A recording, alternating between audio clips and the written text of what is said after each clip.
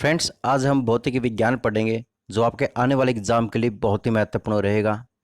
यहाँ से आपके क्वेश्चन बन लाजमी है। कोई भी एग्जाम दे देना, आप चाहे रेलवे का हो, एसएससी जीडी का हो, एचएससी का हो, कोई भी एग्जाम दे देना, यहाँ से आपके प्रश्न बने लाजमी हैं। तो चैनल को सब्सक्राइब कर दीजिए, लाइक कर दीजिए, शेयर कर दीजिए वीडियो को अपने स्टडी वाले ग्रुप में, अपने मित्र प्यारों को। तो शुरू करते दोस्तों को आज की वीडियो। एक प्रकाश वर्ष कितने मीटर के बराबर होता है?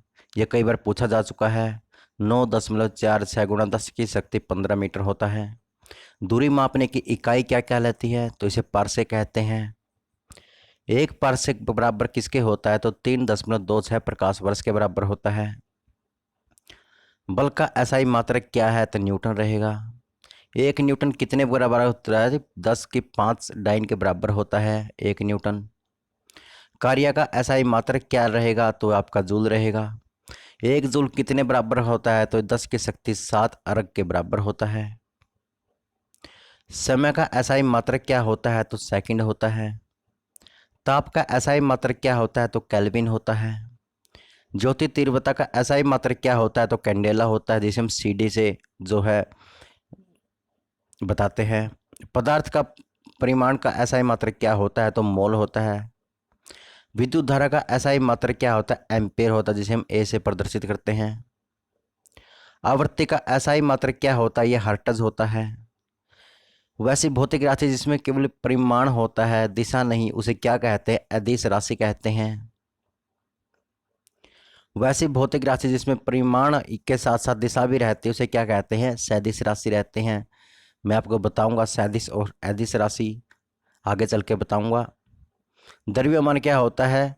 जिसमें चाल, दूरी, आयतन, कार्य, समय, ऊर्जा, विद्युत धारा, दाब, ये सब जो है अदिश राशि के उदाहरण हैं। देखो, द्रव्यमान जो अदिश राशि होती है उसमें दूरियां होती हैं, आयतन होता है, मापतोल होता है, समय, ऊर्जा होती है। ये होती है आपकी अदिश राशि। और सदिश राशि जो होती है वो होती है आपकी बल, त्वरण, वेग, विस्थापन, ये आपकी सदिश राशि होती है। चाल का एसआई मात्रक क्या है? ये मीटर प्रति सेकंड रहेगा, कई बार एग्जाम में पूछा जा चुका है।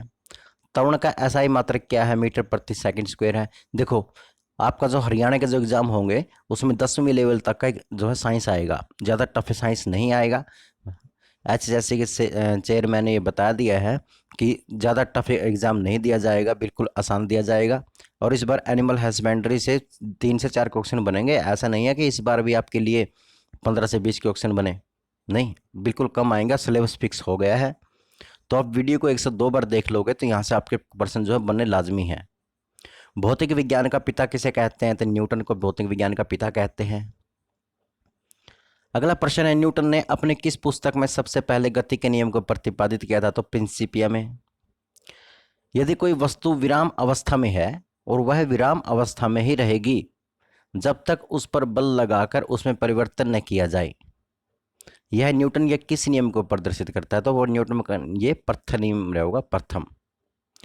प्रथम नियम को किस नाम से जाना जाता है? तो गैलीलियो का नियम या जड़ता का नियम से जाना जाता है। ठहरी हुई मोटर या रेलगाड़ी के अचानक चल पड़ने पर उसमें बैठे यात्री पीछे की ओर झुक जाते हैं, यह न्यूटन की किस गति को प्रदर्शित करता है? यह प्रथम नियम या जड़त्व नियम को जो है प्रदर्शित करता है। जब आप गाड़ी में चल रहे होते हैं, खड़े होते हैं बस में, तो ब्रेक लगने के बाद आप एकदम तुरंत आगे की तरफ जाएंगे, तो यह उसका प्रथम नियम होगा। प्रत्येक क्रिया के बराबर एक विपरीत प्रतिक्रिया होगी, यह न्यूटन के किस नियम को प्रदर्शित करता है? तीसरे नियम को जो है प्रदर्शित करता है। अगला प्रश्न है, ये एग्जाम में पूछा जा चुका कई बार, बंदूक से गोली चलाने पर चलाने वाले के पीछे की ओर धक्का लगना, यह न्यूटन के किस नियम को प्रदर्शित करता है? तो तीसरे नियम को जो है प्रदर्शित करता है। ऊर्जा का एसआई मात्रक क्या है? तो यह आपका जूल रहेगा। बांध बनाकर इकट्ठा किए गए पानी की ऊर्जा और घड़ी की चाबी में संचित ऊर्जा, ये दोनों किस ऊर्जा के उदाहरण हैं? तो स्थितिज ऊर्जा के उदाहरण रहेंगे। कौन यांत्रिक ऊर्जा को विद्युत ऊर्जा में परिवर्तित करता है? तो डायनेमो करता है। अगला प्रश्न है, रासायनिक ऊर्जा को प्रकाश एवं ऊष्मा ऊर्जा में कौन परिवर्तित करता है? तो मोमबत्ती जो है इसमें परिवर्तित करता है। ध्वनि ऊर्जा को विद्युत ऊर्जा में कौन परिवर्तित करता है? तो माइक्रोफोन परिवर्तित करता है। विद्युत ऊर्जा को ध्वनि ऊर्जा में कौन परिवर्तित करता है? लाउड स्पीकर करता है। सौर ऊर्जा को विद्युत ऊर्जा में कौन परिवर्तित करता है? तो सोलर सेल करता है। विद्युत ऊर्जा को प्रकाश ऊर्जा में कौन परिवर्तित करता है? तो ट्यूबलाइट करता है। अगला प्रश्न रहेगा आपका, विद्युत ऊर्जा को यांत्रिक ऊर्जा में कौन परिवर्तित करता है? तो विद्युत मोटर रहेगा। रासायनिक ऊर्जा को विद्युत ऊर्जा में कौन परिवर्तित करता है? तो विद्युत सेल रहेगा। यांत्रिक ऊर्जा को ध्वनि ऊर्जा में कौन परिवर्तित करता है? तो ये आपका सितार रहेगा। शक्ति का ऐसा ही मात्रक क्या होता है? तो वाट या असव शक्ति होता है। अगला प्रश्न है, गुरुत्वाकर्षण बल को किसने प्रतिपादित किया था? न्यूटन ने प्रतिपादित किया था। लिफ्ट ऊपर की ओर जाती है और लिफ्ट में स्थित पिंड का भार क्या हो जाता है? बढ़ जाता है। जिस उपग्रह का परिक्रमण काल पृथ्वी के परिक्रमण काल के बराबर होता है उस उपग्रह को क्या बोलते हैं? तो भूस्थायी उपग्रह बोलते हैं उसे। अगला प्रश्न है, भूतुल्यकालिक कक्षा में संचार उपग्रह स्थापित करने की संभावना को सबसे पहले किसने व्यक्त किया था? तो आर्थर सी क्लार्क ने इसे व्यक्त किया था। दाब एक अदिश राशि है, वह दाब का ऐसा ही मात्रक क्या होता है? तो क्या होता है? पास्कल होता है। वायुमंडलीय दाब का ऐसा ही मात्रक क्या होता है? तो बार होता है। एक बार कितने बराबर के होता है? तो 10 की 5 शक्ति 5 न्यूटन मीटर प्रति सेकंड के बराबर होता है। पृथ्वी के सतह के ऊपर जाने पर वायुमंडल का दाब क्या हो जाता है? कम हो जाता है। अगला प्रश्न है, ऊंचे पर्वतों पर खाना बनाने में कठिनाई क्यों होती है? क्योंकि वायुमंडलीय दाब कम होने से जो है कठिनाई होती है। अगला प्रश्न है, वायुमंडलीय दाब को किस यंत्र से मापा जाता है? तो बैरोमीटर से मापा जाता है। कई बार पूछा जा चुका है ये। मौसम संबंधी पूर्वानुमान किस यंत्र की सहायता से लगाया जाता है? तो बैरोमीटर की सहायता से लगाया जाता है। बैरोमीटर का पाठ्यांक जब धीरे धीरे नीचे गिरता है तो किस चीज की संभावना होती है? तो वर्षा होने की संभावना होती है। बैरोमीटर का पाठ्यांक जब तेजी से नीचे गिरता है तो किस चीज की संभावना होती है? तो आंधी आने की या तूफान आने की जो है संभावना देता है। हाइड्रोक्लोरिक लिफ्ट, हाइड्रोक्लोरिक प्रेस और हाइड्रोक्लोरिक ब्रेक किस नियम पर कार्य करते हैं? तो पास्कल के नियम पर यह कार्य करते हैं। जब कोई वस्तु किसी द्रव में पूरी अथवा आंशिक रूप से डुबोई जाती है तो उस वस्तु का भार वहां से हटे हुए पानी के बराबर हो जाता है। यह सिद्धांत किसने दिया था? आर्किमिडीज ने दिया था। अगला प्रश्न है, अपेक्षित घनत्व किसको में मापा जाता? तो हाइग्रोमीटर में इसे मापा जाता है। सामान्य जल की अपेक्षा समुद्री जल का घनत्व होता है अधिक होता है। घनत्व का ऐसा ही मात्रक क्या होता है? किलोग्राम मीटर घन मीटर होता है। दूध की शुद्धता किस में मापी जाती है? तो लैक्टोमीटर से दूध की शुद्धता मापी जाती है। पृष्ठ तनाव का ऐसा ही मात्रक क्या होता है? न्यूटन या मीटर होता है। यह कई बार पूछा जा चुका। लालटेन या लैंप की बत्ती में तेल ऊपर की ओर चढ़ना या पेड़ की शाखाओं तनों पर पत्तियों पर एक जल आवश्यक लवण का चढ़ना किसका उदाहरण है? कैसिकता का उदाहरण रहेगा। साबुन, डिटर्जेंट आदि जल के पृष्ठ तनाव को क्या करते हैं? तो कम करते हैं। साबुन के घोल के बुलबुले बड़े इसलिए बनते हैं जब जल में साबुन घोलने पर उसका पृष्ठ तनाव क्या हो जाता है? कम हो जाता है। अगला प्रश्न है, श्यानता किसका गुण है? तो द्रवों और गैसों का गुण रहेगा। आदर्श तरल की श्यानता क्या होती है? तो शून्य हो जाती है। अगला प्रश्न है, ज्वालामुखी से निकलने वाला लावा बहुत ही अधिक गाढ़ा होने पर भी तेज बढ़ता है क्योंकि इसका घनत्व अपेक्षाकृत होता है क्या होता है? कम हो जाता है।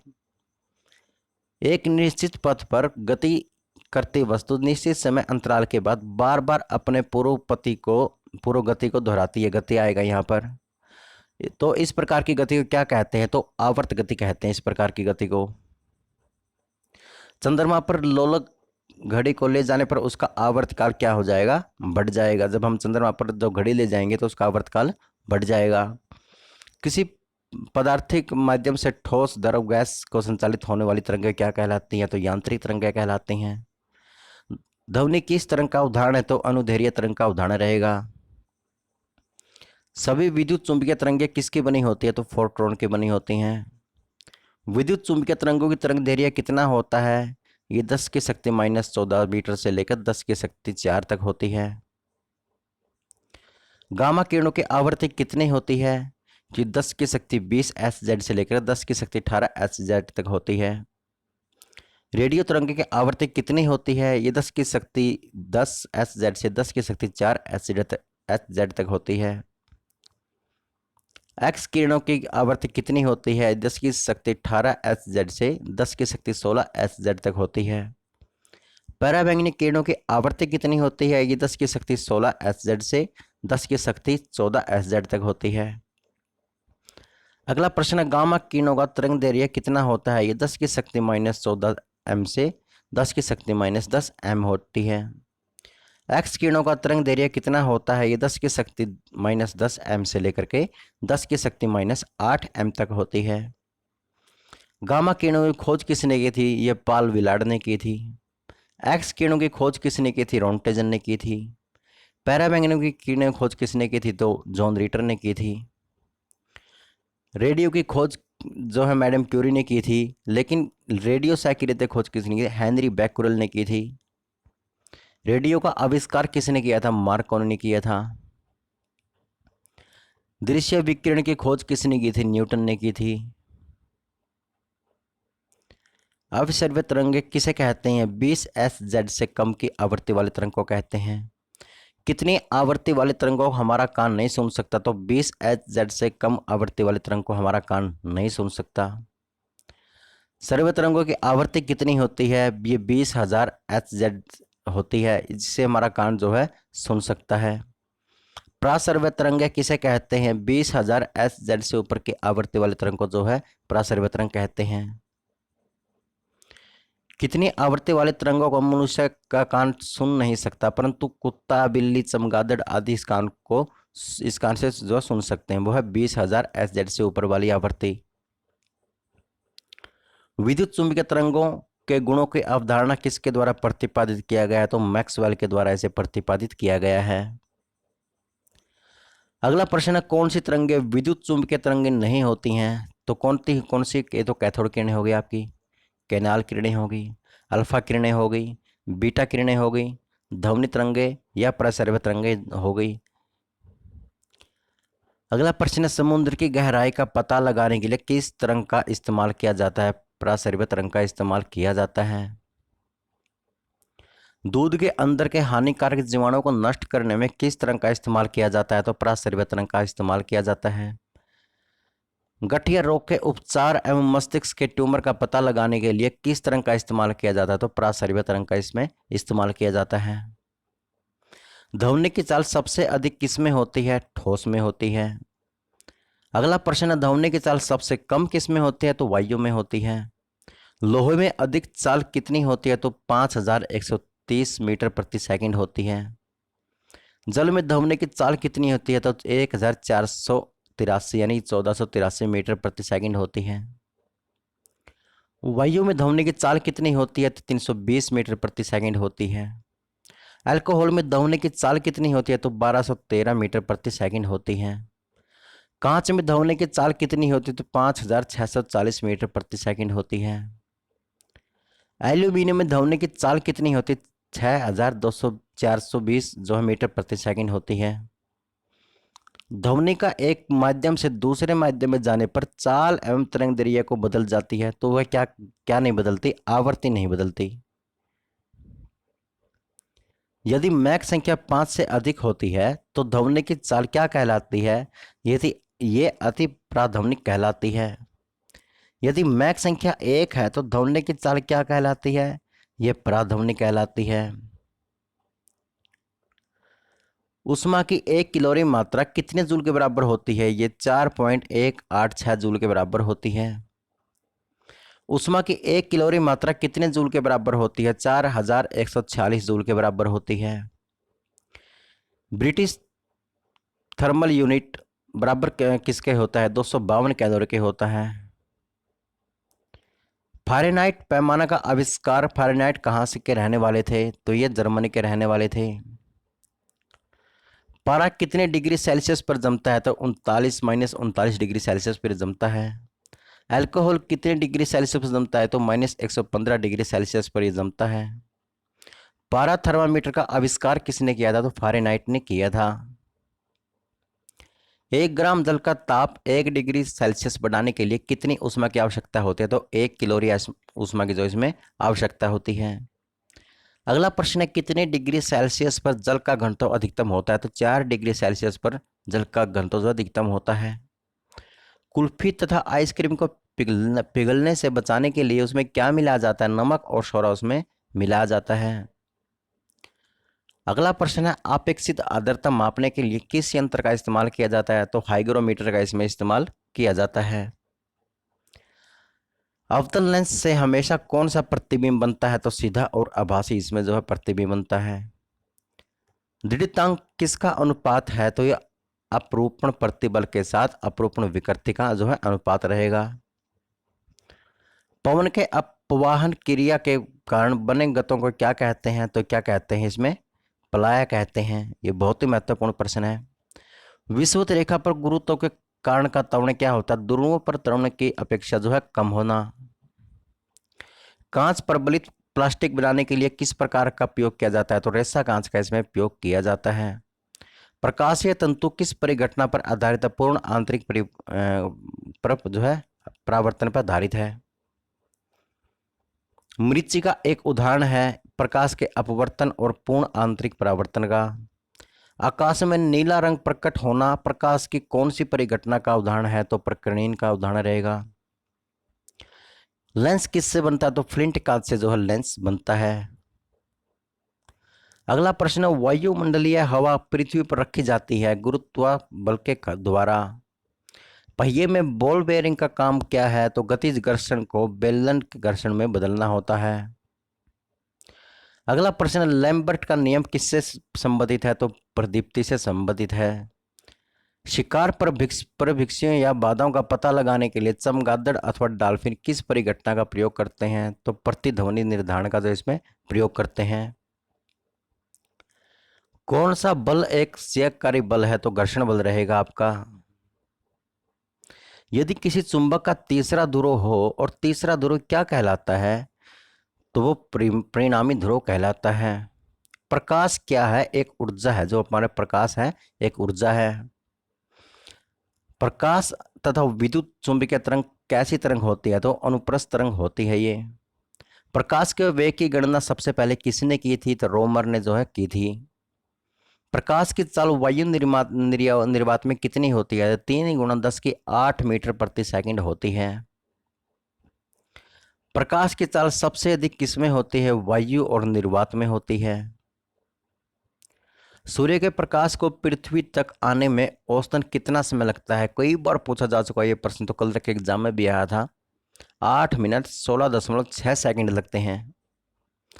चंद्रमा से परावर्तित प्रकाश को पृथ्वी तक आने में कितना समय लगता है? तो 1 मिनट 28 सेकंड लगती है। कितनी? 1 मिनट 28 सेकंड। वे वस्तुएं जो खुद को प्रकाश से प्रकाशित होती हैं उन्हें क्या कहते हैं? प्रदीप्ति वस्तुएं कहते हैं। कांच में प्रकाश की चाल कितनी होती है? 2 × 10⁸ मीटर प्रति सेकंड होती है। तारपीन तेल में प्रकाश की चाल कितनी होती है? तो 2.04 × 10⁸ मीटर प्रति सेकंड होती है। अगला प्रश्न, जल में प्रकाश की चाल कितनी होती है? तो 2.25 × 10⁸ मीटर प्रति सेकंड होती है। रॉकेट सॉल्ट में प्रकाश की चाल कितनी होती है? 1.96 × 10⁸ मीटर प्रति सेकंड होती है। नायलॉन में प्रकाश की चाल कितनी होती है? तो 1.96 × 10⁸ मीटर प्रति सेकंड होती है। मेज कुर्सी आदि किन वस्तुओं के उदाहरण है? तो अप्रदीप्त वस्तुएं जिन पर खुद का प्रकाश नहीं होता। किस रंग के प्रकाश का प्रकीर्णन सबसे अधिक होता है? तो बैंगनी रंग का जो है सबसे अधिक होता है। किस रंग के प्रकाश का प्रकीर्णन सबसे कम होता है? तो लाल रंग का प्रकीर्णन जो है सबसे कम होता है। प्रकाश का चिकने पृष्ठ से टकराकर वापस लौटने की परिघटना को क्या कहते हैं? तो प्रकाश का परावर्तन कहते हैं इसे। प्रकाश के तरंग का सिद्धांत सर्वप्रथम किसने दिया था? यह हाइगेंस ने दिया था। निकट दृष्टि दोष वाले व्यक्ति को कौन सा लेंस इस्तेमाल करना चाहिए? अवतल लेंस का जो है इस्तेमाल करना चाहिए। दूरदृष्टि वाले व्यक्ति को कौन सा लेंस इस्तेमाल करना चाहिए? तो उत्तल लेंस का उसने इस्तेमाल करना चाहिए। सूर्य उगते और डूबते समय लाल दिखाई देना प्रकाश की कौन सी परिघटना रहेगी? यह प्रकाश का प्रकीर्णन रहेगी। हीरा का चमकना किसका उदाहरण है? तो उसका पूर्ण आंतरिक परावर्तन उसका उदाहरण रहेगा। पानी में पड़ी परख नली का चमकीला दिखाई देना और पानी में बुलबुले का चमकीला दिखाई देना किसका उदाहरण रहेगा? प्रकाश का पूर्ण आंतरिक परावर्तन रहेगा। अगला प्रश्न है, वर्षा के तुरंत बाद इंद्रधनुष का बनना किसका उदाहरण रहेगा? यह प्रकाश का वर्ण विक्षेपण रहेगा। अगला प्रश्न है, समतल दर्पण में किसी वस्तु का प्रतिबिंब कैसे बनता है? तो काल्पनिक वस्तु के बराबर एवं उल्टा बनता है। पृथ्वी एक बहुत बड़ा चुंबक है, किस इसका चुंबकीय क्षेत्र किस दिशा में विस्तृत होता है? तो दक्षिण से उत्तर की ओर होता है। अगला प्रश्न रहेगा, प्रकाश के किस रंग का निर्वात में अधिकतम वेग होता है? तो लाल में होता है। किसी जल विद्युत शक्ति में ऊर्जा का प्रमुख स्रोत क्या होता है? तो सौर ऊर्जा होता है। किसी वाहन के दृश्य दर्पण में किस प्रकार का दर्पण प्रयोग किया जाता है? तो उत्तल दर्पण का इसमें प्रयोग किया जाता है। हम पृथ्वी के पृष्ठ पर सूर्य का प्रकाश प्राप्त करते हैं, तो यह प्रकाश के लिए किस प्रकार किरण पुंज रहेगा? तो समानांतर किरण रहेगा। कौन सा एक आभासी बल है जो कौन सा अपकेंद्रीय बल रहेगा? कपड़ा सुखाने की मशीन तथा दूध से मक्खन निकालने की मशीन किस बल के सिद्धांत पर कार्य करती है? तो अपकेंद्रीय बल के सिद्धांत पर कार्य करती है। आंख, कान और नाक के डॉक्टर के द्वारा उपयोग में लाया जाने वाला दर्पण कौन सा होता है? तो अवतल दर्पण होता है। गाड़ी के हेडलाइट और सर्च लाइट में किस दर्पण का इस्तेमाल किया जाता है? तो अवतल दर्पण का इसमें इस्तेमाल किया जाता है। अगला प्रश्न है, अवतल दर्पण में वस्तु का प्रतिबिंब कैसे बनता है? तो वास्तविक और उल्टा बनता है। उत्तल दर्पण में वस्तु का प्रतिबिंब कैसे बनता है? तो आभासी और सीधा बनता है। अगला प्रश्न है, प्रकाश के किस रंग का तरंग दैर्घ्य सबसे अधिक होता है? तो लाल रंग का तरंग दैर्घ्य सबसे अधिक होता है। प्रकाश के किस रंग का तरंग दैर्घ्य सबसे कम होता है? तो बैंगनी रंग का जो है सबसे कम होता है।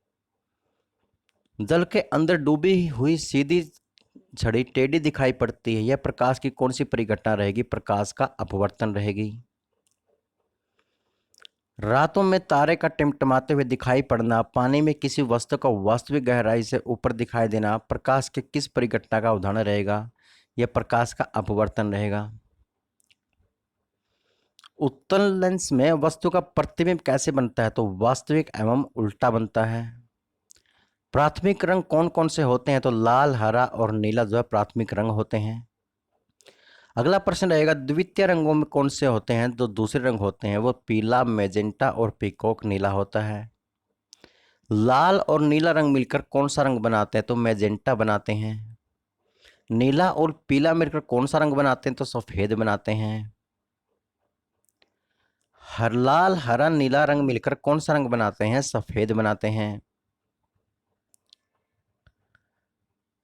जब दो रंगों का परस्पर मिलने पर सफेद प्रकाश उत्पन्न करते हैं, तो उसमें कौन सा रंग होता है? तो पूरक रंग होता है। किस तरह के प्रकाश तरंगों की ध्रुवण की घटना नहीं होती? तो अनुदैर्घ्य तरंग की नहीं होती। किस तरह प्रकाश के तरंगों की ध्रुवण की घटना होती है? तो अनुप्रस्थ तरंगें होती हैं। अगला प्रश्न है, लाल और हरा रंग मिलाने से कौन सा रंग बनता है? तो पीला रंग बनता है। मानव नेत्र में किस प्रकार की वस्तु का प्रतिबिंब बनता है? तो रेटिना पर बनता है। अगला प्रश्न है, विद्युत बल्ब, मोमबत्ती, ट्यूबलाइट आदि में उत्सर्जित प्रकाश किस प्रकार का उदाहरण है? तो अध्रुवित प्रकाश का जो है उदाहरण रहेगा। प्रकाश तरंगों का प्रकाशीय प्रभाव किसके कारण होता है? तो प्रकाश वेक्टरों के कारण होता है, जिसे हम प्रकाश क्षेत्र कहते हैं। सामान्य नेत्र के लिए सुस्पष्ट दृष्टि की दूरी कितनी होती है? तो 25 सेंटीमीटर होती है। अगला प्रश्न है, निकट दृष्टि दोष को किस नाम से जाना जाता है? तो मायोपिया नाम से जाना जाता है। किस रोग से ग्रसित व्यक्ति को नजदीक की वस्तु दिखाई देती है परंतु दूर की वस्तु दिखाई नहीं देती? तो आपका मायोपिया रोग हो जाएगा। अगला प्रश्न है, किस रोग से ग्रसित व्यक्ति को दूर की वस्तु दिखाई देती है परंतु नजदीक की वस्तु दिखाई नहीं देती? तो आपका दूरदृष्टि दोष हो जाएगा, जिसे हम हाइपरमेट्रोपिया कहते हैं। जब इंसान बूढ़ा हो जाता है तो बूढ़ा होने के कारण यानी वृद्धावस्था के कारण दूर की वस्तु दिखाई नहीं देती उसको, न ही नजदीक की। इस दोष को क्या कहते हैं? जरा दृष्टि दोष कहते हैं इसे। क्या? जरा दृष्टि दोष।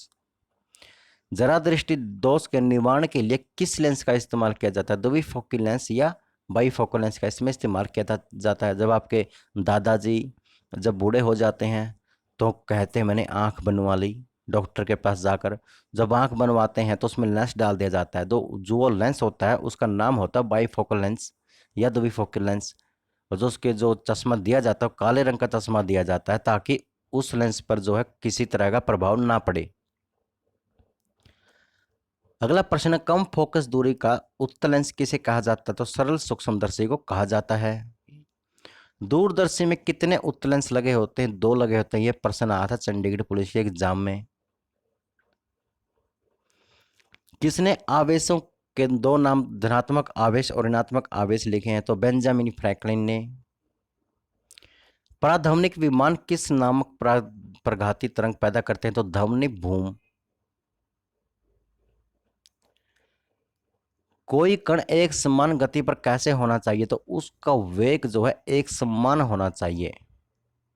वह उपकरण जो ध्वनि तरंगों की पहचान और ऋजु रेखन के लिए प्रयुक्त होता है वह क्या कहलाता है? रडार कहलाता है। वह पदार्थ जो चुंबक से कम प्रदर्शित होते हैं तो क्या कहलाते हैं? प्रतिचुंबकीय पदार्थ कहलाते हैं। वह पिंड जो ऊष्मा का अच्छा अवशोषक होता है कौन सा गुण वाला होता है? तो अच्छा विकिरण होता है। अगला प्रश्न है, किसी पिन होल कैमरा में हमें सामान्यतः क्या मिलता है? तो उल्टी छाप मिलती है। धारिता का एसआई मात्रक क्या होता है? फैराड होता है। दृष्टि के स्थायित्व का सिद्धांत का एक उदाहरण है किसका? सिनेमा का। वातावरण की वह परत जो रेडियो तरंगों को परावर्तित करती है कौन सी परत होती है? तो आयन मंडल होती है। MLT-2 किसके अनुरूप है? तो बल के अनुरूप रहेगा। संचार में प्रयुक्त फाइबर ऑप्टिकल केबल किस सिद्धांत पर कार्य करता है? प्रकाश का समग्र आंतरिक परावर्तन पर जो है कार्य करता है। रदरफोर्ड का प्रकीर्णन परीक्षण ने किसकी मौजूदगी को सिद्ध किया है? तो परमाणुओं में केंद्रक को जो है प्रसिद्ध किया है। फोटोन किसकी मूलभूत यूनिट है? तो प्रकाश की रहेगी।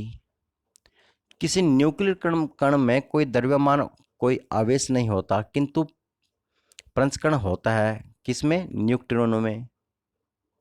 धारा का वहन करने के समय सुचालक कैसा होता है? तो ऋणात्मक होता है। अगला प्रश्न रहेगा, किसी स्थान पर चुंबकीय व्यामोत्तर और भौगोलिक व्यामोत्तर के बीच कोण जो है कैसा होता है? वो समकांतरिक होता है जिसे हम डिक्लिनेशन कहते हैं। एक्स किरणों की तरंग दैर्ध्य को मापने के लिए कौन सा उपकरण का प्रयोग होता है? ब्रेग स्पेक्ट्रोमेट्री होता है। और एक्स किरणों की खोज किसने की थी? रोंटेजन ने की थी। अगला प्रश्न है, प्रकाश का बिखराव किस में होता है? तो कोलाइडिन घोल में होता है। चालक के कई क्षेत्रफल पर स्थित आवेश की मात्रा को उसके आवेश का क्या कहते हैं? पृष्ठ घनत्व कहते हैं। जिन पदार्थों से होकर विद्युत आवेश फलता से प्रवाहित होता है उन्हें क्या कहते हैं? चालक कहते हैं। विद्युत विभव का एसआई मात्रक क्या रहेगा? तो वोल्ट रहेगा। विद्युत विभव है क्या है? अदिश राशि रहेगी। विद्युत सेल के मुख्यतः कितने प्रकार के होते हैं? 2 प्रकार के होते हैं। एक तो आपका प्राथमिक सेल और एक आपका द्वितीयक सेल। किन सेलों का एक बार प्रयोग हो जाने के बाद ये बेकार हो जाते हैं? तो जो प्राथमिक सेल होते हैं वो सिर्फ एक ही बार प्रयोग किए जाते हैं, उसके बाद प्रयोग नहीं किए जाते। वोल्टिया सेल, लेक्लांचे सेल, डैनियल सेल, शोषक सेल किसके उदाहरण हैं? ये प्राथमिक सेल के उदाहरण हैं। किस सेल में रासायनिक ऊर्जा को सीधे विद्युत ऊर्जा में परिवर्तित किया जाता है? तो प्राथमिक सेल को किया जाता है। अब द्वितीयक सेल की भी बात कर लेते हैं। किस सेल में सबसे विद्युत ऊर्जा को रासायनिक ऊर्जा में फिर रासायनिक ऊर्जा को विद्युत ऊर्जा में बदलता है? तो वो आपका द्वितीयक सेल रहेगा। वोल्टियर सेल का आविष्कार प्रोफेसर एलिजांडो वोल्टा ने कब किया था? 1799 में किया था। इतना इंपॉर्टेंट नहीं है क्योंकि डेट कई बार पूछी नहीं जाती, आती नहीं है डेट, सिर्फ नाम नाम याद आता है। वोल्टियर शैली में जस्ते की छड़ को किस रूप में प्रयोग किया जाता है? तो कैथोड में किया जाता है। साइंस में आपको बहुत ही कम डेट देखने को मिलेंगी कि किसका आविष्कार कौन सी सन में हुआ, ऐसा बहुत ही कम चांस होता है। सिर्फ नाम या होना चाहिए साइंटिस्ट का कि किसकी खोज किसने की थी, बस। वोल्टेज सेल में किस छड़ को एनोड के रूप में प्रयोग किया जाता है? तांबे की छड़ में इसको उपयोग किया जाता है।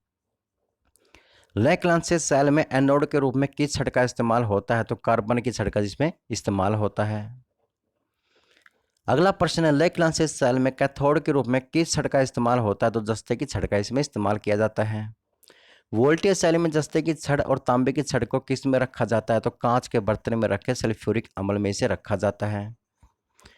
लेक्लांसियस सेल में कार्बन की छड़ और जस्ते की छड़ को किस में रखा जाता है? तो कांच के बर्तन में रखे अमोनिया क्लोराइड में इसमें रखा जाता है। लेक्लांसियस सेल में विद्युत वाहक बल यानी विभव कितना होता है? तो 1.5 वोल्ट होता है। जहां पर रुक रुक कर थोड़े थोड़े समय के लिए विद्युत धारा की आवश्यकता होती है तो वह किस सेल के का प्रयोग होता है? तो लेक्लांसियस सेल का इसमें उपयोग होता है। विद्युत घंटी, टेलीफोन आदि में किस सेल का इस्तेमाल किया जाता है? तो लेक्लांसियस सेल का इसमें इस्तेमाल किया जाता है।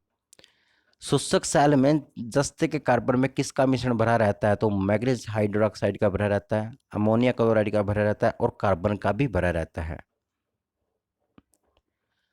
अगला प्रश्न है, 1 एम्पियर कितने इलेक्ट्रॉन के बराबर होता है? तो ये 10.25 गुणा 10 की शक्ति 18 इलेक्ट्रॉन के बराबर होता है। चालक प्रतिरोध का एसआई मात्रक क्या होता है? तो ओम होता है। विद्युत धारा को एम्पियर में मापने के लिए किस यंत्र का प्रयोग किया जाता है? एमीटर का इसमें प्रयोग किया जाता है। विद्युत परिपथ में दो बिंदुओं के बीच विभवांतर मापने के लिए किस यंत्र का उपयोग किया जाता है? वोल्ट मीटर का इसमें उपयोग किया जाता है। एक आदर्श वोल्ट मीटर का प्रतिरोध क्या होना चाहिए? तो अनंत होना चाहिए। क्या होना चाहिए? अनंत। गैल्वेनोमीटर विद्युत परिपथ में विद्युत धारा की उपस्थिति बताने वाला एक यंत्र है। यह कितने एम्पियर तक की विद्युत धारा को माप सकता है? 10 की शक्ति -6 एम्पियर को जो है माप सकता है। उस अल्टरनेटिंग करंट को यानी कि एसी को एसी में तथा निम्न एसी को उच्च एसी में बदलने का कार्य कौन करता है? तो आपका ट्रांसफार्मर करता है। ये कल के एग्जाम में आया था, बहुत ही महत्वपूर्ण प्रश्न रहेगा ये, कई बार तो पूछा जा चुका है ये। जनरेटर किस ऊर्जा को विद्युत ऊर्जा में परिवर्तित करता है? तो यांत्रिक ऊर्जा को जो है परिवर्तित करता है। विद्युत मोटर, माइक्रोफोन एवं डायनमो किस सिद्धांत पर कार्य करता है? तो विद्युत चुंबकीय पेंट प्रसिद्ध, ये हरियाणा पुलिस के कांस्टेबल के एग्जाम में आया था ये 2016 में। चुंबक के दोनों ध्रुवों को मिलाने वाली रेखा को क्या कहते हैं? चुंबकीय अक्ष कहते हैं। अगला प्रश्न है, चुंबकीय क्षेत्र की तीव्रता कौन सी राशि रहेगी? सदिश राशि रहेगी। लोहे के लिए क्यूरिक ताप का मान कितना होता है? 770 डिग्री सेल्सियस होता है। निकल के लिए क्यूरी ताप का मान कितना होता है? 358 डिग्री सेल्सियस होता है। अस्थायी चुंबक बनाने के लिए किस लोहे का प्रयोग किया जाता है? तो नरम लोहे का इसमें उपयोग किया जाता है। स्थायी चुंबक बनाने के लिए किसका उपयोग किया जाता है? तो इस्पात का इसमें उपयोग किया जाता है। कैथोड किरण को किसका जो है प्रयोग करके पैदा किया जाता है? तो गैस का जो है इसमें उपयोग किया जाता है। जेट इंजन का आविष्कार किसने किया था? तो ब्रैंक व्हेटल ने किया था। कब? 1937 में। लेजर का आविष्कार किसने किया था? ये थियोडोर मैनन ने किया था। रिवॉल्वर का आविष्कार किसने किया था? सैमुअल कोल्ट ने किया था। रेफ्रिजरेटर का आविष्कार किसने किया था? हैरिसन व टिनिंग ने किया था। सेफ्टी रेजर का आविष्कार किसने किया था? किंग जिलिट ने किया था। विद्युत रेजर का आविष्कार किसने किया था? जैक सिक ने किया था। रडार का आविष्कार किसने किया था? रॉबर्ट वाटसन वाट ने किया था। प्रिंटिंग प्रेस का आविष्कार किसने किया था? यह जॉन गुटेनबर्ग ने किया था। प्लास्टिक का आविष्कार किसने किया था? अलेक्जेंडर पार्क्स ने किया था। पैराशूट का आविष्कार किसने किया था? जॉन पियरे कलांचार्ड ने किया था। पेपर का आविष्कार किसने किया था? जो हमारा पेपर होता है कागज, उसका मुलबेरी ने किया था। प्रेशर कुकर का आविष्कार किसने किया था जिसमें आप खाना बनाते हो? तो डेनिस पेपिन ने किया था।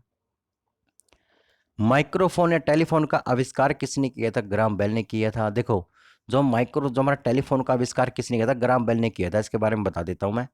जब हम किसी के साथ बात करते हैं तो हम सबसे पहले बोलते हैं हेलो। हम हेलो बोलते हैं। हेलो क्यों बोलते हैं, कभी आपने सोचा है? क्योंकि जो हेलो हम बोलते हैं वो ग्राहम बेल की जो मिसिज का नाम था, उसकी गर्लफ्रेंड का नाम था। और जब उसने टेलीफोन का आविष्कार किया ना, तो उसकी गर्लफ्रेंड के नाम से ही उसे बुलाता था हेलो। उसकी तो मजबूरी थी बोलना हेलो, लेकिन हम बोलते हैं हेलो। ये उनकी मिसिज का नाम था, उनकी पत्नी का नाम था, उसकी गर्लफ्रेंड का नाम था हेलो। ये एग्जाम में क्वेश्चन आएगा नहीं, वैसे बता रहा हूं मैं। मोटरसाइकिल का आविष्कार किसने किया था? जी डैमलर ने किया था। माइक्रोस्कोप का आविष्कार किसने किया था? ये जेड जॉनसन ने किया था। ट्रांसफार्मर का आविष्कार किसने किया था? तो माइकल फेराडे ने किया था। मानव चलित हेलीकॉप्टर का आविष्कार किसने किया था? ए आर ममफोर्ड ने किया था। पनडुब्बी का आविष्कार किसने किया था? डेविड बुर्सनेल ने किया था। टाइपराइटर का आविष्कार किसने किया था? यह पेलिंग्रीन टेरी ने किया था। टेलीविजन का आविष्कार किसने किया था? जे एल बेर्ड ने किया था। स्टीम इंजन का आविष्कार किसने किया था? जेम्स वाट ने किया था। वेल्डिंग मशीन का आविष्कार किसने किया था? एलिसा थॉमसन ने किया था। विद्युत पंखा का आविष्कार किसने किया था? वेल्डर ने किया था। सेफ्टी पिन का आविष्कार किसने किया था? वाल्टर हंट ने किया था। ग्रामोफोन का आविष्कार किसने किया था? थॉमस अल्वा एडिसन ने किया था। फाउंट पेन का आविष्कार किसने किया था? लोविस वाटरमैन ने किया था। ग्लाइडर का आविष्कार किसने किया था? जॉर्ज केले ने किया था। बैरोमीटर का आविष्कार किसने किया था? ई टोरेसेले ने किया था। साइकिल का आविष्कार किसने किया था? के मैकमिलन ने किया था। कार्बन पेपर का आविष्कार किसने किया था? राल्फ वेजवुड ने किया था। डीजल इंजन का आविष्कार किसने किया था? रुडोल्फ डीजल ने किया था। डायनेमो का आविष्कार किसने किया था? माइकल फेराडे ने किया था। मशीन गन का आविष्कार किसने किया था? सर जेम्स पैकल ने किया था। ट्रैक्टर का आविष्कार किसने किया था? रॉबर्ट फार्मिच ने किया था। लाउड स्पीकर का आविष्कार किसने किया था? तो हॉरेस शॉर्ट ने किया था। स्कूटर का आविष्कार किसने किया था? जी ब्रॉड शॉ ने किया था। तरंग दैर्ध्य का एसआई मात्रक क्या है? तो एंगस्ट्रॉम है। चुंबकीय फ्लक्स का एसआई मात्रक क्या है? तो वेबर रहेगा। आवेग का एसआई मात्रक क्या है? तो न्यूटन सेकंड रहेगा। 37 डिग्री सेल्सियस बराबर किसके होता है? 98.6 फ़ारेनहाइट के। ये मानव शरीर का सामान्य तापमान होता है, जिसे हम 310 केल्विन भी बोल सकते हैं। कितने डिग्री पर सेल्सियस या फ़ारेनहाइट दोनों बराबर होते हैं? तो 40 डिग्री सेल्सियस पर। एक असव शक्ति किसके वाट के बराबर होती है? 746 वाट के। एक पाउंड कितने ग्राम के बराबर होता है? 453 ग्राम के जो ये बराबर होता है। एक औंस कितने ग्राम के बराबर होता है? तो 28.35 ग्राम के बराबर होता है।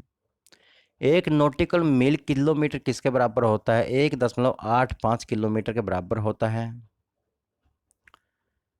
सर्वप्रथम नाभिकीय रिएक्टर की खोज किसने की थी? ये एनरिको फर्मी ने की थी। परमाणु की खोज किसने की थी? जॉन डाल्टन ने की थी। सर्वप्रथम परमाणु संरचना का पता किसने लगाया था? नील बोहर ने और रदरफोर्ड ने लगाया था। रमन प्रभाव को सर्वप्रथम किसने समझाया था? सीवी रमन ने समझाया था। तैरने के नियम को सर्वप्रथम किसने समझाया? तो आर्किमिडीज ने इसे समझाया था।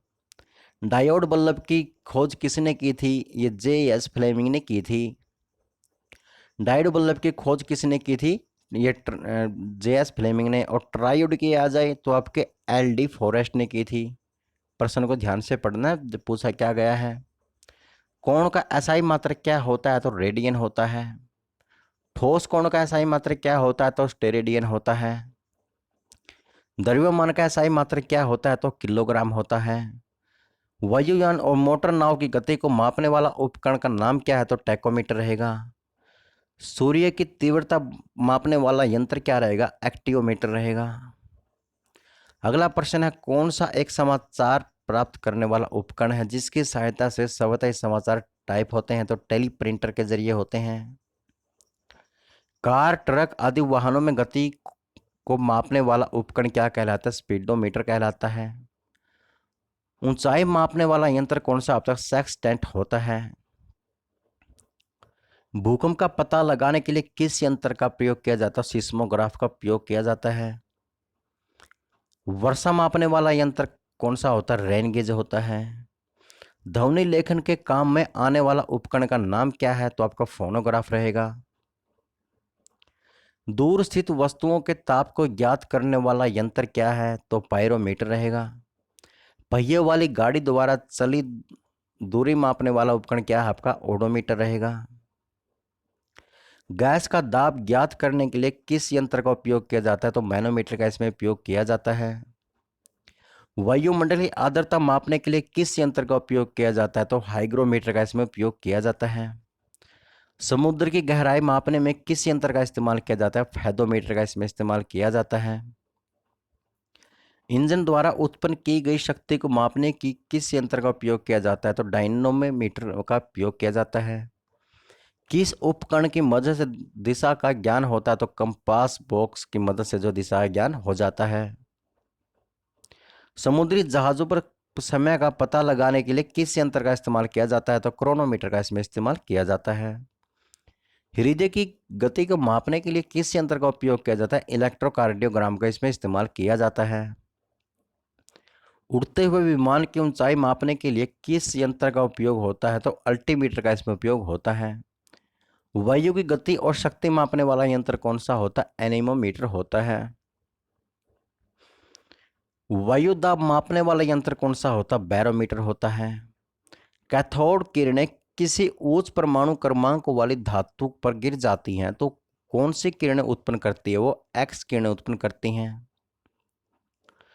किसके द्वारा प्रत्यावर्ती धारा को दिष्ट धारा में परिवर्तित किया जाता है? तो डायनोड वाल्व के द्वारा जो है किया जाता है। जर्मनियम और सिलिकॉन किसके उदाहरण हैं? तो ये किसके रहेंगे? अर्धचालक के रहेंगे। ट्रांजिस्टर में किस पदार्थ का इस्तेमाल किया जाता है? सिलिकॉन का। जिस नाभिक में प्रोटॉन की संख्या 83 या अधिक होती है तो उसे क्या कहते हैं? अस्थायी कहते हैं। सभी प्राकृतिक रेडियो सक्रिय तत्वों अल्फा बीटा गामा किरणों के उत्सर्जन के बाद किस में बदल जाती है? तो शीशे में जो बदल जाती है। अल्फा किरणों की प्रकृति कैसी होती है? तो धनात्मक होती है। बीटा किरणें की प्रकृति कैसी होती है? तो ऋणात्मक होती है। गामा किरणों की प्रकृति कैसी होती है? तो उदासीन होती है। अल्फा किरण का द्रव्यमान कितना होता है? 6.6 गुणा 10 की शक्ति -27 kg होती है। बीटा किरण का द्रव्यमान कितना होता है? तो 9.1 गुणा 10 की शक्ति -31 kg होती है। गामा किरण का द्रव्यमान कितना होता है? तो ये 0 होता है, बिल्कुल शून्य है। अल्फा बीटा गामा किरणों की उत्पत्ति कहाँ से होती है? तो परमाणु का जो नाभिक होता है ना, वहां से होती है। अल्फा बीटा और गामा किरणों के निकलने से परमाणु संख्या और द्रव्यमान संख्या पर पड़ने वाले प्रभाव को क्या कहते हैं? वर्ग विस्थापन या सोडिफाउजन कहते हैं। अल्फा तथा बीटा किरणों की अपेक्षा अधिक वेदन क्षमता किरणें किसकी होती है? तो गामा किरणों की होती हैं। सबसे अधिक आयनन क्षमता किस किरण की होती है? तो अल्फा किरण की होती है। अगला प्रश्न है, एक अल्फा किरण के निकलने से परमाणु संख्या में कितनी इकाई की कमी होती है? तो 2 की होती है। एक अल्फा किरण के निकलने से द्रव्यमान संख्या में कितनी इकाई कमी होती है? तो कितनी होती है? 4 होती है। एक बीटा किरण के निकलने से परमाणु संख्या में इकाई की वृद्धि कितनी होती है? तो 1 होती है। एक अल्फा किरण के निकलने से द्रव्यमान संख्या में कितनी इकाई की वृद्धि होती है? द्रव्यमान संख्या पर कोई प्रभाव नहीं पड़ेगा। अगला प्रश्न है, रेडियो सक्रियता की माप किस यंत्र से की जाती है? तो GM काउंटर से की जाती है। जीवांशम, मृत पेड़ पौधे आदि का वायु पता लगाने के लिए किसका प्रयोग करते हैं? कार्बन 14 का प्रयोग करते हैं। सबसे पहले नाभिकीय विखंडन किसके द्वारा दिखाया गया है? तो स्ट्रोसमैन या हॉर्न के द्वारा इसे दिखाया गया है। स्ट्रोसमैन या हॉर्न ने सबसे पहले यूरेनियम 235 पर किस से बमबारी की थी? तो न्यूट्रॉनों से की थी। नाभिकीय विखंडन पर न्यूट्रॉनों की उत्सर्जन दर क्या होती है? तो 13927 के गुणांक के उत्सर्जन होता है। परमाणु भट्टी या नाभिकीय रिएक्टर में कौन सी अभिक्रिया अपनाई जाती है? तो नियंत्रित श्रृंखला अभिक्रिया इसमें जो है अपनाई जाती है। सबसे पहला नाभिकीय रिएक्टर कहाँ बनाया गया था? शिकागो में बनाया गया था, शिकागो विश्वविद्यालय में। इसके प्रोफेसर कौन थे? ये फर्मी थे, उसके नेतृत्व में जो है बनाया गया था। नाभिकीय रिएक्टर में ईंधन के रूप में किसका प्रयोग किया जाता है? तो यूरेनियम 235 का और प्लूटोनियम 239 का इसमें प्रयोग किया जाता है। नाभिकीय रिएक्टर में मंदक के रूप में किसका उपयोग किया जाता है? तो भारी जली या ग्रेफाइट का जो इसमें उपयोग किया जाता है। रिएक्टर में मंदक के रूप में प्रयोग होने वाले भारी जल या ग्रेफाइट क्या करते हैं? तो रिएक्टर में न्यूट्रॉनों की गति को धीमा करते हैं। अगला प्रश्न है, रिएक्टर में नियंत्रक छड़ के रूप में किसका उपयोग किया जाता है? तो कैडमियम या बोरान का इसमें इस्तेमाल किया जाता है। सूर्य एवं ऊर्जा जो प्रकाश का स्रोत क्या है? तो नाभिकीय संलयन रहेगा। नाभिकों को संचालित करने के लिए लगभग कितने केल्विन या उस ताप की आवश्यकता होती है जो धरती पर करना असंभव है? तो 10 की शक्ति 8 केल्विन रहेगा। अगला प्रश्न है, परमाणु बम किस सिद्धांत पर कार्य करता है? नाभिकीय विखंडन पर कार्य करता है, सबको पता है। हाइड्रोजन बम किस सिद्धांत पर कार्य करता है? नाभिकीय संलयन पर जो है यह कार्य करता है। हाइड्रोजन बम का आविष्कार सर्वप्रथम किसने किया था? तो एडवर्ड टेलर ने किया था। कब किया था? 1952 में किया था। डेट रखनी इतनी इंपॉर्टेंट नहीं है, याद एडवर्ड टेलर को आपको याद रखना जरूरी है। कौन परमाणु के नाभिक में स्थित होते हैं? तो प्रोटॉन और न्यूट्रॉन होते हैं। कौन परमाणु के चारों ओर चक्कर लगाते हैं? इलेक्ट्रॉन्स लगाते हैं। न्यूक्लियर अधिक प्रतिक्रिया में किसका संरक्षण होता है? तो द्रव्यमान ऊर्जा और संवेग का इसमें संरक्षण होता है। जब कोई कण और कोई प्रतिकण परस्पर संपर्क में आते हैं तो क्या करते हैं? एक दूसरे को जो है नष्ट कर देते हैं। प्रकाश विद्युत प्रभाव क्या है? तो तत्कालिक ये प्रक्रिया रहेगी। सूर्य ऊर्जा का स्रोत क्या है? तो सूर्य के वायुमंडल में कौन सी न्यूक्लियर फ्यूज होती है? तो हाइड्रोजन होती है। अगला प्रश्न है, सूर्य में सबसे अधिक मात्रा में कौन सी गैस पाई जाती है? तो हाइड्रोजन जो है इसमें सबसे अधिक मात्रा में पाई जाती है। टेस्ला इकाई क्या है, किसकी है? तो चुंबकीय क्षेत्र की जो टेस्ला इकाई है। ध्वनि की तीव्रता मापने की इकाई क्या है? तो आपकी डेसिबल रहेगी। डेसिबल बेल का कौन सा भाग होता है? तो 10वां भाग होता है। सड़क पर चलते समय किसी बैलगाड़ी के पहिए की गति किसका उदाहरण है? यह स्थानांतरीय और गुणन गति का यह उदाहरण रहेगा। प्रकाश विद्युत उत्सर्जन में उत्सर्जित इलेक्ट्रॉन की ऊर्जा क्या होती है? आपतित फोटोन की ऊर्जा से जो है कम होती है। कोणीय संवेग किसके बराबर होता है? जड़ तो आगुण गुणा द कोणीय वेग के बराबर होता है। अतित चालकता का क्या अर्थ होता है? तो वह धारा जिसमें प्रतिरोध ना हो, यह अतित चालकता का अर्थ होता है। जब बर्फ पानी के ऊपर तैरता है तो उसका कितना हिस्सा पानी के ऊपर रहता है? तो 0.1 जो है प्रतिशत रहता है। कम तापमान को मापने के यंत्र क्या कहते हैं? तो क्रायोमीटर कहते हैं। मैजिक मार्कर का आविष्कार किसने किया था? सिडनी ये रोंजेथल ने किया था। बहुत ही महत्वपूर्ण प्रश्न है। अगला प्रश्न है, महिलाओं के पतली आवाज किसके कारण होती है? तो उच्च आवृत्ति के कारण होती है। घूमते दरवाजे का आविष्कार किसने किया था? तो किसने किया था? जो हमारा दरवाजा घूमता है तो उसका आविष्कार किसने किया था? थियोफिलस वन कैनल ने किया था। हाइड्रोजन का परमाणु संख्या कितना होता है? तो कितना होता है? ये 1 होता है। अगला प्रश्न है, कैल्शियम फ्लोराइड पर कुल आवेश कितना होता है? तो 0 होता है। बिजली संचरण के लिए लोहे के तारों के बजाय तांबे का तार प्रयुक्त होता है क्योंकि लोहे की अपेक्षा तांबा बेहतर बिजली का सुचालक होता है। ब्रेक लगाने पर वाहन को रोकने वाले बल को क्या कहते हैं? तो घर्षण बल कहते हैं। किसी परमाणु की संख्या में उसमें मौजूद हमें किसकी संख्या का पता चलता है? तो प्रोटॉन की संख्या का इसमें पता चलता है। किसी तार वाले वाद्य यंत्र से पैदा हुए संगीत की ध्वनि गुणवत्ता किस पर निर्भर करती है? तो ध्वनि की तरंग पर यह निर्भर करती है। वायु में कार्बन के कण निकलने के लिए कौन से सिद्धांत का प्रयोग किया जाता है? तो वैद्युत कण सिद्धांत का जो है प्रयोग किया जाता है। जब किसी कण को ऊर्ध्वाधर ऊपर की ओर फेंका जाता है तो वह दूसरे ऊंचे बिंदु तक पहुंच जाता है। इसमें क्या होता है? तो उसमें जो उसका जो त्वरण है वो नीचे की ओर होता है। जल विद्युत केंद्र में टरबाइन किससे चलती है? तो पानी के बहने से जो है टरबाइन चलती है। 1 किलोग्राम राशि का वजन कितना होता है? 9.8 न्यूटन के बराबर होता है। 1 माइक्रोन किसके बराबर होता है? 0.001 mm के बराबर होता है। थर्मोस्टेट का प्रयोजन क्या है? तो तापमान को स्थिर रखना जो है थर्मोस्टेट का प्रयोजन है। व्हाइटस्टोन ब्रिज से क्या मापा जाता है? तो प्रतिरोध इसमें जो है मापा जाता है। अति लघु समय अंतरालों को सही समय मापने के लिए किसका प्रयोग किया जाता है? परमाणु घड़ियों का इसमें इस्तेमाल किया जाता है। साइक्लोट्रॉन एक ऐसी युक्ति है जो आवेशित कणों को ऊर्जा प्रदान करती है।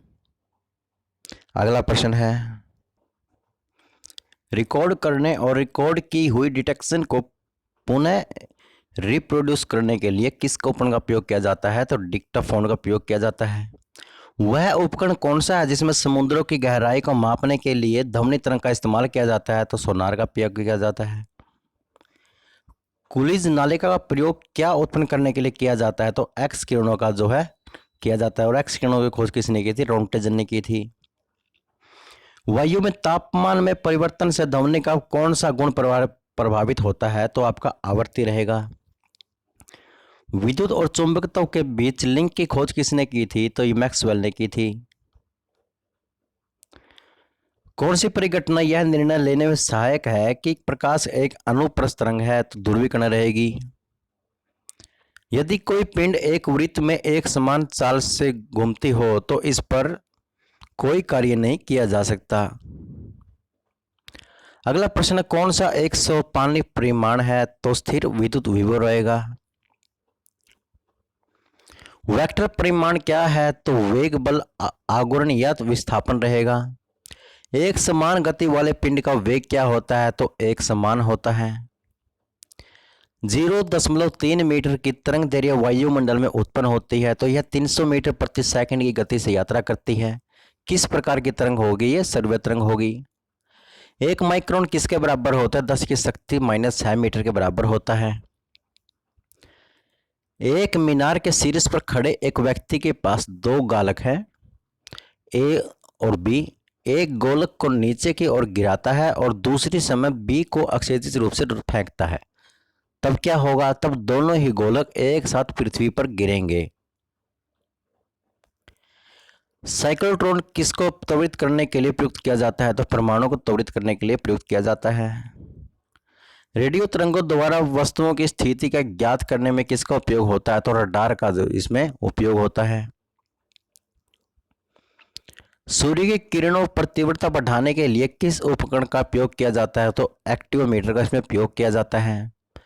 गाड़ियों में पेट्रोल के साथ हवा को मिश्रित करने के लिए किसका उपयोग किया जाता है? कार्बोरेटर का उपयोग किया जाता है।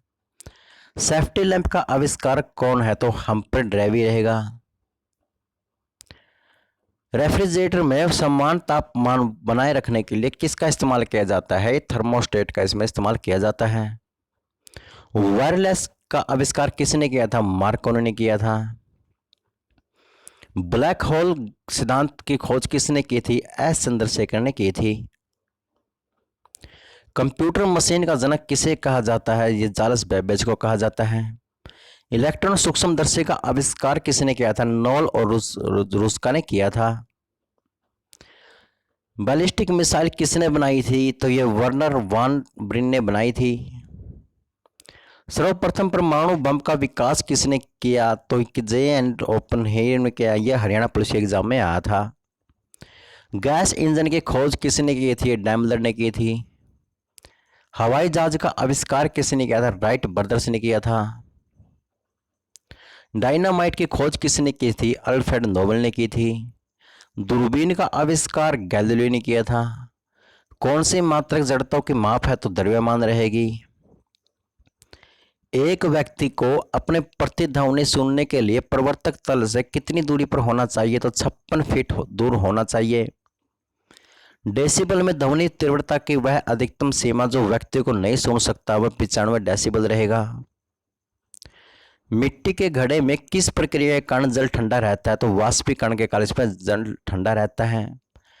सेल्सियस में माप का कौन सा तापक्रम 300 केल्विन के बराबर होता है? तो 27 डिग्री सेल्सियस होता है। यदि किसी स्थान पर तापमान में वृद्धि होती है तो वहां की अपेक्षित आर्द्रता क्या होती है? घट जाती है। किसी द्रव का वाष्पीकरण होने से उसका तापमान पर क्या प्रभाव पड़ेगा? तो घटेगा।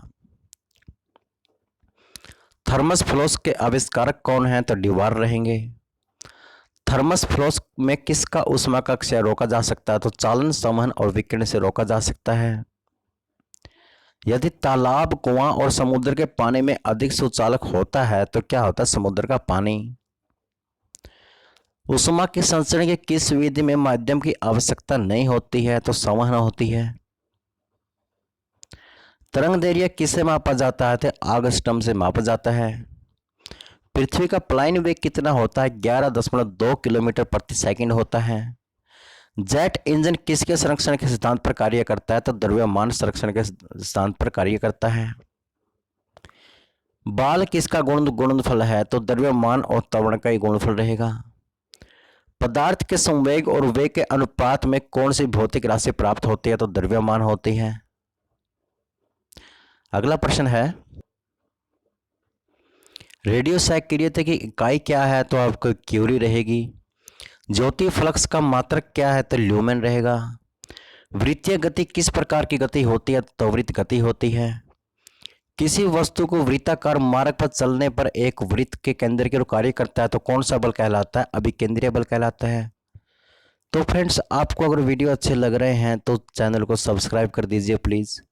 वीडियो को शेयर करना तो भूले ही ना।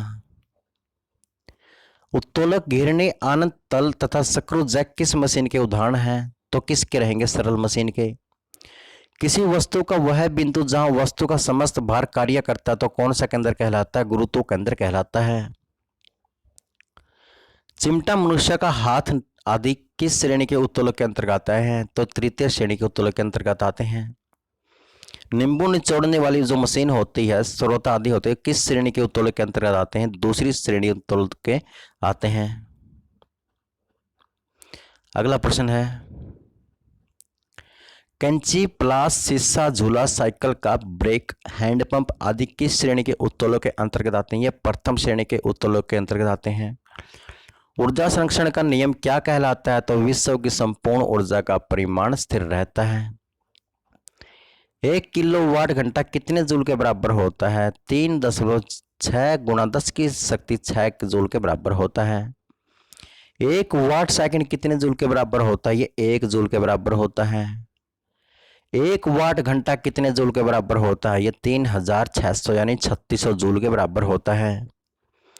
गुरुत्व जनित त्वरण का मान कितना होता है? तो 9.8 मीटर प्रति सेकंड स्क्वायर होता है। विषुवत रेखा पर गुरुत्व जनित त्वरण का मान कितना होता है? तो सबसे कम होता है। पृथ्वी की ध्रुव पर गुरुत्व जनित त्वरण का मान कितना होता है? तो सबसे अधिक होता है। पृथ्वी पर गुणन गति घटने पर गुरुत्व जनित त्वरण का जी का मान कितना होता है? तो बढ़ जाता है। पृथ्वी की सतह से ऊपर या नीचे जाने पर गुरुत्व त्वरण का मान क्या होता है? तो वह घट जाता है। जब लिफ्ट में नीचे की ओर आते हैं तो पिंड का भार कैसा हो जाएगा? घट जाएगा। और जब ऊपर जाएगी लिफ्ट तो बढ़ जाएगा। नीचे उतरते समय अचानक लिफ्ट की डोर टूट जाए तो ऐसी स्थिति में लिफ्ट में स्थित पिंड का भार कैसा होगा? शून्य हो जाएगा। वायुमंडलीय दाब किसके बराबर होता है? 10 की 5 न्यूटन मीटर प्रति सेकंड स्क्वायर के बराबर होता है। एक बार कितने बार के बराबर होता है? तो 10 की 5 न्यूटन मीटर प्रति सेकंड स्क्वायर के बराबर होता है। उड़ते हुए वायुयान में बैठे हुए यात्री के फाउंटेन पेन से स्याही रिस जाती है, यह किसका कारण है? तो वायुमंडलीय दाब कम होने का कारण रहेगा। एक फ्यूज के तार को इन लक्षणों के कारण पहचाना जाता है, उच्च प्रतिरोधकता और न्यूनतम गलनांक द्वारा। फ्लोरोसेंट लैंप में चौक का प्रयोजन क्या है? तो करंट के प्रवाह को कम करना रहेगा। स्थिर द्रव में एक ही अक्षितिज तल में स्थित सभी बिंदुओं पर दाब कैसा होता है? समान होता है। अगला प्रश्न है, स्थिर द्रव के भीतर किसी बिंदु पर ताप प्रत्येक दिशा में कैसा होता है? तो ये बराबर हो जाएगा। किसी बिंदु पर द्रव का दाब किस पर निर्भर करता है? तो द्रव के घनत्व पर यह निर्भर करता है। द्रव में दाब किसके बराबर होता है? बिंदु की गहराई द्रव के घनत्व के बराबर होता है। और गुरुत्वीय त्वरण के बराबर और गुणनफल के बराबर होता है, यानी कि P बराबर है H गुणा D गुणा G। गर्म करने पर जिन पदार्थों का आयतन बढ़ता है तो दाब बढ़ने पर उनका गलनांक क्या हो जाता है? बढ़ जाता है। जैसे मोम, घी। सभी द्रव्यों का क्वथनांक दाब बढ़ने पर क्या हो जाता है? बढ़ जाता है। गर्म करने पर जिन पदार्थों का आयतन घट जाता है तो दाब बढ़ाने पर उनका गलनांक क्या हो जाता है? कम हो जाता है, जैसे कि बर्फ। द्रव का वह गुण जिसके कारण वस्तु पर उस की ओर बल लगाता है तो कौन सा बल कहलाता है? ये उत्प्लवालक बल कहलाता है। उत्प्लवालक बल किस पर निर्भर करता है? तो द्रव में डूबी हुई पिंड के आयतन और द्रव के घनत्व पर यह निर्भर करता है। पिंड जब द्रव में पूर्णतः डूब जाता है तो उसका उत्प्लवक जो बल होता है जो क्या हो जाता है? अधिकतम हो जाता है। किसी बर्तन में भरे पानी के ऊपर बर्फ तैर रहा है तो बर्फ के पूरे पिघल जाने के बाद पानी का सतह क्या हो जाएगा? पानी का सतह में कोई परिवर्तन नहीं होगा। तैरती हुई वस्तु द्वारा विस्थापित द्रव के गुरुत्व केंद्र को क्या कहते हैं? ये उत्प्लावन केंद्र कहते हैं। ब्लोटिंग पेपर स्याही को शीघ्र सोख लेता है क्योंकि इसमें छोटे छोटे छिद्र जो होते हैं वो केस नली की तरह कार्य करते हैं। वर्षा के बाद किसान अपने खेतों की जुताई कर देते हैं क्योंकि मिट्टी में बनी जो केस नलियां हैं वो टूट जाए तो पानी ऊपर ना आ सके, जिससे नमी बनी रहे और फसल अच्छी हो सके। साबुन और डिटर्जेंट के कपड़े में ज़्यादा सफाई होती है, क्यों होती है? क्योंकि ये जल के पृष्ठ तनाव कम कर देते हैं और मैल को गहराई तक ले जाते हैं। अगला प्रश्न है, गर्म सूप स्वादिष्ट क्यों लगता है? क्योंकि गर्म द्रव का पृष्ठ तनाव कम होता है और जीभ के ऊपर सभी भागों में अच्छी तरह से ये फैल जाते हैं। किसी द्रव्य या गैस के दो क्रमागत परतों के बीच उनकी अपेक्षित गति का विरोध करने वाले घर्षण बल को क्या कहते हैं? तो श्यान बल कहते हैं इसे। श्यानता किसका गुण रहेगा? तो केवल द्रवों और गैसों का ये गुण रहेगा। किसमें श्यानता नहीं होती है? तो ठोस में श्यानता नहीं होती है। अगला प्रश्न है, गैसों में श्यानता द्रव्यों की तुलना होती है तो क्या होती है? बहुत कम होती है। श्यानता का ऐसा ही मात्रक क्या होता है? तो डेक्वाराइज या पॉइजली या पास्कल सेकंड होता है। कोई वस्तु किसी श्यान द्रव में गिरती है तो प्रारंभ में उसका वेग बढ़ता है किंतु कुछ समय के बाद नियत वेग से गिरने लगती है, इसे क्या कहते हैं? सीमांत वेग कहते हैं। द्रवों का ऐसा प्रवाह जिसमें द्रव का प्रत्येक कोण उसी बिंदु से गुजर जाता है जिससे ऊपर पहले वाला कण गुजरा था, उसे क्या कहते हैं? धारा रेखीय प्रवाह कहते हैं। धारा रेखीय प्रवाह के महत्व को क्या कहते हैं? ये क्रांतिक वेग कहते हैं। किसमें प्रेम्य यह सिद्ध होता है कि कोई आदर्श किसी नली में धारा रेखीय प्रवाह बहता है तो उसमें मार्ग में प्रत्येक बिंदु पर एकांक आयतन की कुल ऊर्जा यानी दाब, गतिज ऊर्जा और स्थितिज ऊर्जा का योग नियत रहता है, तो उसे कौन सा जो है प्रेम्य होता है? वो बर्नौली का प्रेम्य होता है। प्रति एकांक क्षेत्र पर लगाए गए बल को क्या कहते हैं? प्रतिबल कहते हैं। प्रत्यास्था की सीमा किसी वस्तु के उत्पन्न विकृति उस पर लगाए गए प्रतिबल के अनुक्रमानुपाती होती है, किसका नियम रहेगा? हुक का नियम रहेगा। अगला प्रश्न है, एक निश्चित पथ पर गति करती वस्तु जब एक निश्चित समय अंतराल के बाद बार बार अपनी गति को दोहराती है तो वह इस प्रकार की गति को क्या कहते हैं? आवर्त गति कहते हैं। किसी पिंड की साम्य स्थिति में इधर उधर गति करने को क्या कहते हैं? दोलन या कंपन गति कहते हैं। कंपन गति वाली वस्तु एक सेकंड में जितना कंपन करती है उसे क्या कहते हैं? आवर्ती कहते हैं। सरल आवर्त गति वाला कण अपनी माध्यमिक स्थिति में गुजरता है तो उसे क्या कहते हैं? उस पर कोई बल कार्य नहीं करता है, उस का त्वरण स्थिति ऊर्जा जो है शून्य हो जाता है। बिल्कुल। आवर्त काल के किस पर निर्भर करता है? तो लोलक के द्रव्यमान पर यह निर्भर करता है। किसी लोलक घड़ी को पृथ्वी तल से ऊपर या नीचे ले जाने पर घड़ी का आवर्त काल जो बढ़ जाता है, क्योंकि गुरुत्वीय त्वरण का मान जो है तब कम हो जाता है। अगला प्रश्न है, यदि लोलक घड़ी को उपग्रह पर ले जाया जाए तो वहां भारहीनता के कारण गुरुत्वीय त्वरण हो जाएगा शून्य और घड़ी का आवर्तकाल जो है अनंत हो जाएगा। घड़ी का आवर्तकाल अनंत होने पर क्या होगा? तो घड़ी बंद हो जाएगी। अगला प्रश्न है, सर्दियों में लोलक की लंबाई कम होने पर आवर्तकाल की भी कम हो जाएगा, इससे लोलक घड़ी जो है तेज चलने लगेगी। चंद्रमा का गुरुत्वीय त्वरण पृथ्वी के गुरुत्वीय त्वरण का कितना होता है? तो 1/6 होता है। कई बार पूछा जा चुका है, बहुत ही महत्वपूर्ण प्रश्न रहेगा। वे तरंगे जो किसी पदार्थ के माध्यम यानी कि ठोस, द्रव और गैस में से संचारित होती हैं वे क्या कहलाते हैं? यांत्रिक तरंग कहलाते हैं। अगला प्रश्न है,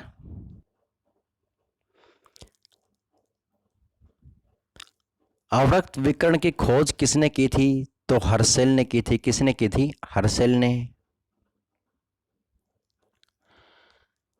हम एक प्रश्न छोड़ चुके हैं। वे तरंगे जो किसी पदार्थ के माध्यम में ठोस, द्रव, गैस जो होती है वो पढ़ चुके हैं, तो ये क्या आएगा? इसका यांत्रिक तरंग। अगला प्रश्न है, अवृत विकिरण का तरंग दैर्घ्य कितना होता है? तो 7.8 गुणा 10 की शक्ति -7 से लेकर के 10 की शक्ति -3 मीटर तक होती है। कितने तरंग दैर्घ्य वाली जो सूक्ष्म तरंगे होती है वो क्या कहलाती हैं? वो 10 की शक्ति -3 से लेकर के 10 की शक्ति -2 मीटर तक कहलाती हैं। संकेत भेजने, कीमती कपड़ों, वायुयान और गाड़ियों के पुर्जों को साफ करने में किस तरंग का इस्तेमाल किया जाता है? कई बार पूछा जा चुका है यह प्रश्न, यह आपका प्रासर्व्य तरंगे रहेगा। कार्बन डाइऑक्साइड में ध्वनि की चाल कितनी होती है? तो 260 मीटर प्रति सेकंड होती है ये। हाइड्रोजन में ध्वनि की चाल कितनी होती है? 1269 मीटर प्रति सेकंड होती है।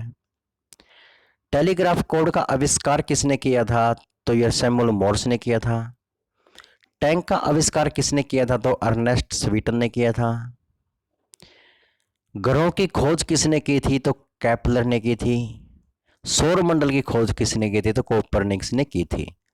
तो फ्रेंड्स, भौतिक विज्ञान के बहुत ही महत्वपूर्ण सीरीज हमने पढ़ी है। आप वीडियो को 1 से 2 बार देख लोगे तो चैनल को जो है सब्सक्राइब भी कर देना। अगर देख लोगे तो यहाँ से आपके क्वेश्चन जो है बनने लाजमी है। ज़्यादा क्वेश्चन आपके एग्जाम में, टफ एग्जाम में आपका आएगा नहीं, हरियाणा का कोई भी एग्जाम। वीडियो को शेयर कर देना अपने स्टडी वाले ग्रुप में। आज के लिए इतना ही दोस्तों। जय हिंद, जय भारत।